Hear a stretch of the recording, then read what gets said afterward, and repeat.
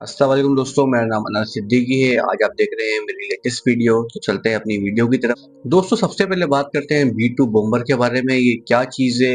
ये अमेरिका का किस तरीके का एयरक्राफ्ट है? मतलब इसमें ऐसा क्या चीज़ है जो एक हार्ड से हार्ड रेडार भी इसको डिटेक्ट नहीं कर पाता। तो आइए इसके बारे में मालूम करते हैं इस चीज़ को। दोस्तों, B2 बॉम्बर जिसे B2 स्पीड भी कहा जाता है, जो कि एक अमेरिका के स्ट्रेटेजिक स्टील्थ बॉम्बर एयरक्राफ्ट है। इस चीज़ से गुरुमान कंपनी ने डिज़ाइन करा है अमेरिका की, जो कि सिर्फ यूनाइटेड स्टेट्स ऑफ अमेरिका की एयर फोर्स के पास है और इस वक्त वो किसी के पास नहीं है।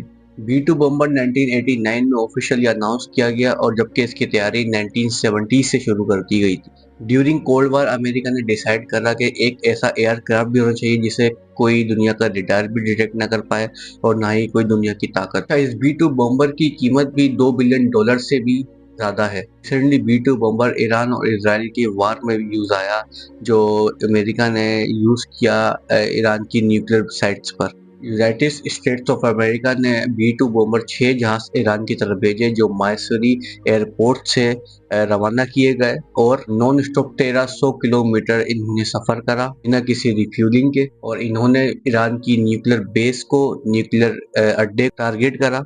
अच्छा, ऑपरेशन का नाम अभी ऑफिशियली रिवील नहीं करा और अमेरिका का कहना है कि हमने खाली ईरान की न्यूक्लियर बेस को टारगेट करा और जो ये हमारा मिशन था। और अमेरिका का कहना है कि हम इस चीज़ में कामयाबी हो गए। बट हमें नहीं लगता, क्योंकि ईरान की जो न्यूक्लियर साइट्स है, न्यूक्लियर जो टनल्स है, ये बहुत डीपली है। आज तक इसका किसी को नहीं पता सिवाय ईरान के इंटेलिजेंस के। अच्छा, सुनने में आ रहा है कि नटन साइट पर भी जो है ना, इन्होंने B2 बम्बर से इसको टारगेट करा, ईरान की न्यूक्लियर बेस को, जहाँ पे यूरेनियम मौजूद था। बट ईरान का कहना है कि हमने 2 दिन पहले यूरेनियम जितना भी था एक खुफिया जगह पे, मखसूस जगह पे इसको पहुंचा दिया। इस्फहान में भी क्रूज मिसाइल अटैक हुआ था, जो जराए बता रहे हैं कि इसको लॉन्च एक सबमरीन से किया गया था, जो कि एक पॉसिबिलिटी है जो यूएस कर सकता है इसराइल के साथ मिलके। ईरान ने यूएस के इस अटैक को एक वायलेशन करार दिया, जो कि है, ईरान के मिनिस्टर अब्बास ने कहा कि ये एक अटैक की खिलाफ वर्जी है और दूसरी चीज, इसका जवाब बहुत खतरनाक दिया जाएगा, जो कि इन्होंने दिया। रिसेंटली कतर में जो इनके अड्डे बने हुए हैं अमेरिका के, ईरान ने ऑलमोस्ट 12 से 16 मिसाइल इन पे दागे थे, जो कि कतर के एयर डिफेंस सिस्टम ने इंटरसेप्ट कर लिए थे। और 15 जो मिसाइल थे ना, 15 मिसाइल, ये 15 के 15 इन्होंने इंटरसेप्ट कर लिए थे। और जो 16वां मिसाइल था ना, मेरे ख्याल से उसका रुख कहीं और था, उसको इन्होंने जाने दिया, जहाँ तक कि मेरी रिपोर्ट बता रही है। इस ऑपरेशन के बाद वर्ल्ड में एक टेंशन सी बढ़ गई। यूएन सेक्रेटरी जनरल एंटोनियो ने कहा कि ये सिचुएशन फुल स्केल वार की तरफ कन्वर्ट हो सकती है। सब्र और डिप्लोमेसी अगर ना दिखाई तो तुर्की, रशिया और चाइना भी इस जंग में शामिल हो सकते हैं, जो कि एक वर्ल्ड वार 3 भी बन सकती थी, जो कि 70% चांसेस थे कि हो जाए। इस रिटेलिएशन में ईरान ने एक के बाद एक 42 में 27 से ज्यादा मिसाइल इसराइल के ऊपर फायर कर, जिसमें 110 फतेह मिसाइल और शॉर्ट रेंज के तकरीबन बैलिस्टिक्स मिसाइल शामिल थे, जो कि एक्यूरेट टारगेट के लिए मशहूर हैं। इसराइल के आयरन डोम ने कुछ मिसाइल इंटरसेप्ट करे और ज़्यादातर अपने टारगेट को जाके लगे। इसराइली मीडिया ने कंफर्म करा कि 24 से ज़ायद लोग इनके मारे गए और 70 से ज़्यादा जख्मी हैं। सोर्सेज बता रहे हैं कि मिसाइल्स इतने खतरनाक थे कि तेल अवीव में कम से कम भी 16 घंटे साइलेंस बजते रहे मजीद, और लोग बंकर्स में 22 घंटे से ज़्यादा छुपे रहे। इसराइल ने यूएस में कोऑर्डिनेशन करके एक ज्वाइंट कमांड सेंटर एक्टिव कर दिया, जहां से वो मिसाइल्स और ड्रोन्स को मॉनिटर कर रहे थे। अल जजीरा के मुताबिक आयरन बीम लेजर सिस्टम भी एक्टिव कर दिया गया। इसराइल के अंदर भी एक डर का माहौल है और अभी तक है, क्योंकि अभी भी सीज फायर हो चुका है। बट अभी भी इसराइल के अंदर एक बहुत डर है कि अभी भी ईरान कोई रिटेलिएशन ना कर दे, कोई हमला ना कर दे, कोई अटैक ना कर दे हम पे।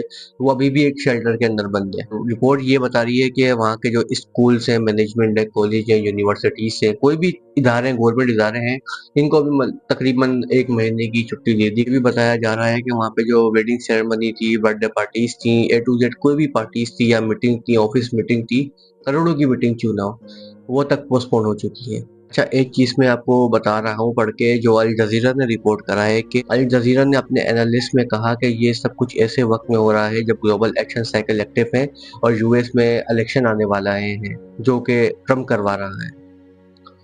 इस अटैक से अपने वोटर्स को स्ट्रॉन्ग इमेज दिखाना चाहता है ट्रम्प, जो कि हर पॉलिटिशियन करता है, जबकि ईरान इसको अपनी सर्वाइवल की जंग समझ रहा है, जो कि है अच्छा। ये सीन जो है ना, मैंने हर जगह देखा है, जो ये अल जज़ीरा रिपोर्ट कर रहे हैं ना कि यूएस में दोबारा इलेक्शन आने वाले हैं, उस वजह से ये इसराइल वर्सेस ईरान की जंग छेड़ दी गई।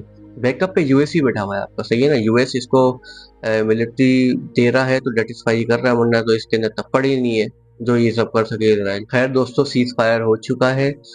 कल ही रिपोर्ट आई थी कि ट्रंप ने एक ट्वीट किया था, आप ऊपर देख सकते हैं कि दोनों मुल्कों के दरमियान सीज फायर हो चुका है। बट सुनने में ये आ रहा है कि सीज फायर के 1-2 घंटे बाद भी ईरान ने 1-2 मिसाइल लॉन्च करे थे, जो कि फिर उसके रिलेशन में इसराइल के जो डिफेंस मिनिस्टर है उन्होंने भी एक बयान जारी किया था कि ये एक सीज फायर के खिलाफ खिलाफवर्जी है। बट ईरान की तरफ से कोई ऐसा नोटिस नहीं आया कि जिसमें उन्होंने बोला हो कि हमने भी कोई सीज फायर के खिलाफ खिलाफवर्जी करी है या कोई हमने अटैक करा है।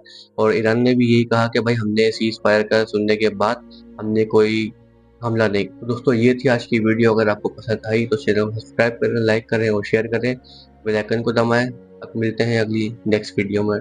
शुक्रिया, अल्लाह हाफिज़।